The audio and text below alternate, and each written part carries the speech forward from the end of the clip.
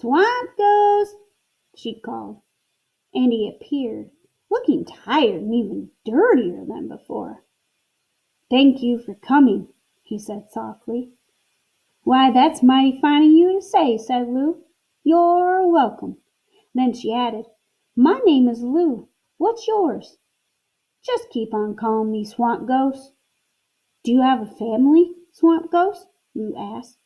He licked his fingers. "Nope, just me." "Do you have one good friend?" Lou went on, remembering Mama's words. "Nope again." Nobody should be that poor, Lou thought. Lou thought sadly. Not even an ugly swamp ghost. "Well, I've got a great big family, but I don't have a friend either," she told him. "And I was wondering if there are people around me every day who feel that poor. And if so, how could I help them?" And then look at this dog. Look at him up here. And as I'm reading, thinking about them having a conversation, it makes me, how did that dog not get stung? Oh, he's getting a tad bit too nosy, huh? And then, seems like they kind of get along, don't they? Kind of makes me make a prediction and wonder if they become friends. So remember, readers, as we read, we listen, we follow along, and when you get out those readers' notebooks and you're using Post-its and taking notes, this is how your mind can stay engaged within your book of the days each day. What are things you're wondering? What are predictions that you're making? What are connections you're making? Or what are some reactions you're having to the story? And we've been talking about moves and things we're noticing about writing. That's another great thing to do while you're listening and reading to your book of the days. Are what things do you notice that this author and illustrator do that makes this story special? Look, Pinky. Look what happened. Notice I was wondering if Pinky was not getting stung, and I wondered why. Uh-oh. I sure hope Pinky gets moving. I don't want to see Pinky get eaten by that alligator crocodile. That'd be terrible.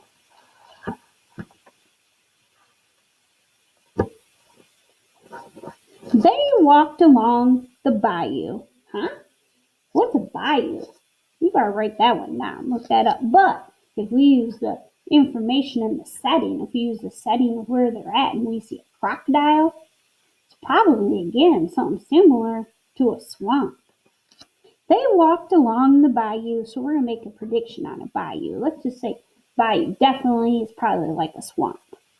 Watching an alligator, watching them, and a white heron perched on a cypress knee. Lou tried to see how long she could stand on one leg like the heron. The swamp ghost tried too. She fell. He fell. Their laughter echoed through the lowlands and startled a flock of swallows. "No disrespect," Lou said, "but you're not a very good ghost. You got no chain to rattle. You don't go, ooh. You even laugh and play."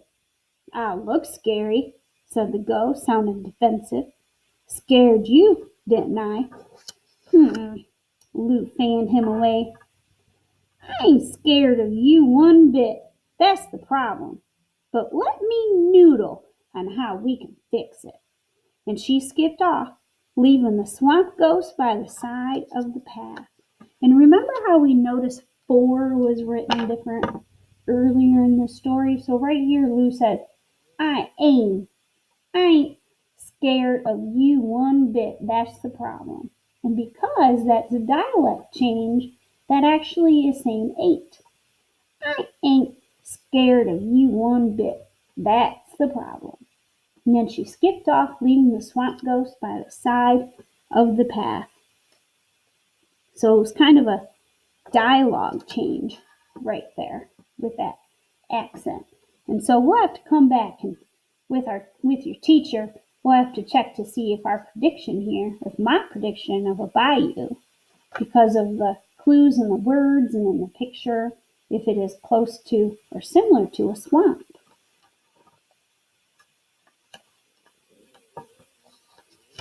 And then the last thing, I was trying to have empathy for the swamp ghost.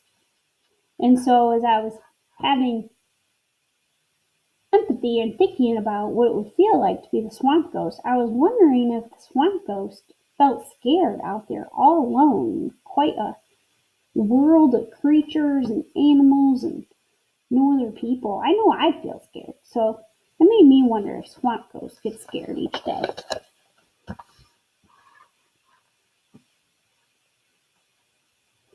Early next morning, family members began arriving at Lou's house, all come to mend Papa's barn roof. Lou had to help, but that didn't stop her from thinking about the swamp ghost. On toward afternoon, she hit upon what to do. A big table was spread out on the screened-in porch. "Approachee!" hollered Grandmere. That one word meant, "Come to the table. Time to eat." Gathering hands, Papa said grace, then put in, as my mama taught me, though times be hard, a person is rich when he has a loving family and one good friend. My poor swamp ghost, Lou thought. He may have no family, but he does have a friend. Quietly, she eased away from the table, loaded a basket, and lifted a key from a hook on the wall. And I noticed that some of the text the author changed right here. If you can see the slight change, so it says, "My poor swamp ghost." It has an exclamation point, readers, but what's different is there's no quotation marks. So no one said that, but it's still italics. And the clue is right there. Lou thought. So when you see these words changed and you see the italics, that's what your characters are thinking on the inside of their head. And we change the font because that kind of is a signal to us that that's happening inside our character's head. So that's one thing I noticed.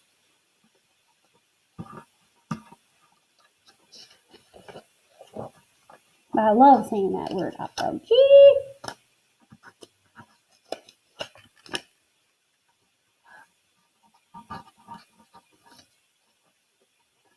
Lou rushed through the deep, dark woods. In her haste, she never noticed that the sycamore leaves have turned inside out. Inside out. What do you recall that means, readers? "Oh, swamp ghost! It's me!" she called. From behind a cypress he appeared. He ate while Lou shared her plan. "I found a place where you can hide out and learn to ghost proper like. Papa owns a houseboat on the backwater slough."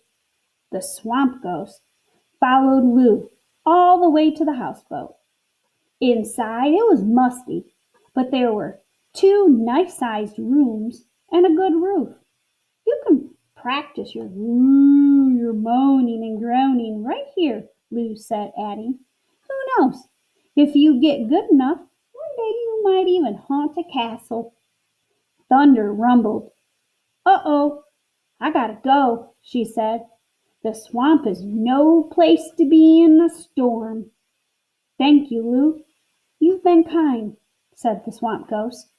He held out his hand for the girl to shake, and she slapped a bar of Mama's lye soap in it.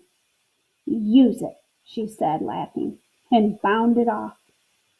Now I was wondering on this page, what does "in her haste" means? Because rushed was in there, and in a haste that she never noticed. So it means she must have been really not paying attention to what was happening around her. She was in such a hurry. And then I was wondering, man, if she's giving Swamp Ghost some soap, slathering all that muck and dirt, I wonder if he could get sick. And what in the world is a backwater slough? So readers, one really fun thing about reading is we could extend our learning and learn more at the end. Like we can look up bayou and we can look up backwater slough and look on a map of where Louisiana is and study and learn added information that the author is teaching us as well. And then look at that fun little cute boat. I was wondering if it had power, doesn't move, or does it just stay attached to the dock? Is there a motorboat? And where does this water, where you see all these moving big animals, where does it move? Where does it take you? Do you travel on it? Or is it just like a pond? Uh-oh, what happened? The storm closed in fast. Midway home, the heavens opened. The driving rain made it impossible to see, and the ground beneath Lou's feet became liquid. Poor Lou lost her footing and fell. Mud covered her and filled her nostrils. She tried to breathe. She tried to get up. She tried to find something to grab onto. She tried not to sink down, down, down. Suddenly, a hand grabbed her arm. It tugged at her, lifting Lou upright. Pull, pull. Was it Papa?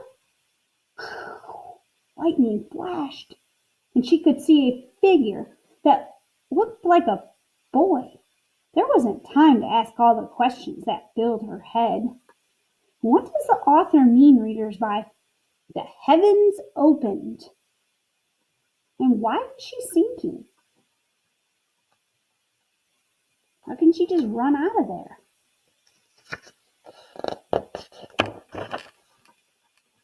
Lou dragged herself after him back to the houseboat. Safe inside, she sunk onto a stool and caught her breath. I'm grateful for your help, she stammered. And then Lou asked the question that had been hovering inside her for days. I gotta know, are you a swamp ghost or not?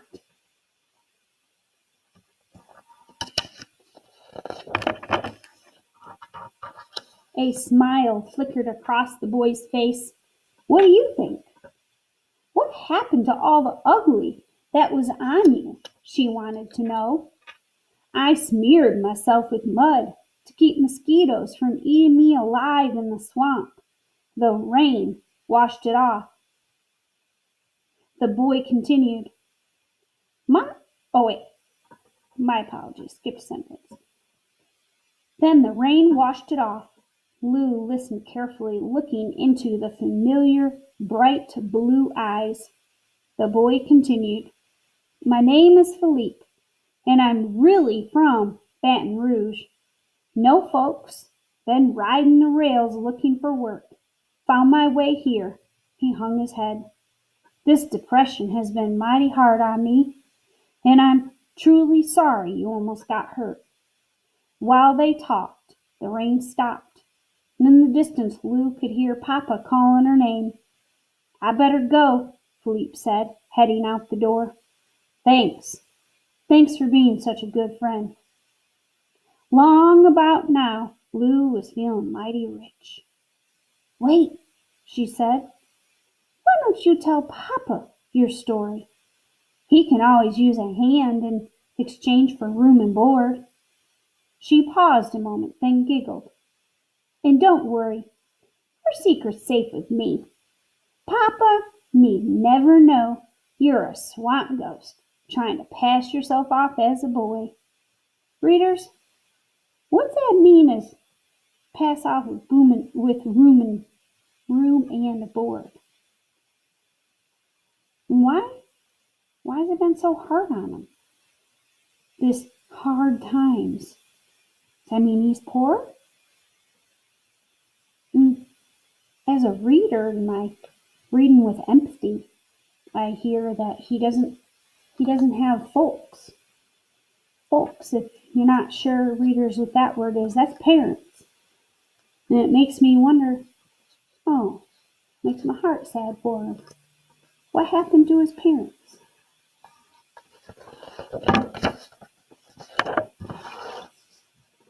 And with that, she grabbed Philippe's hand and rubbed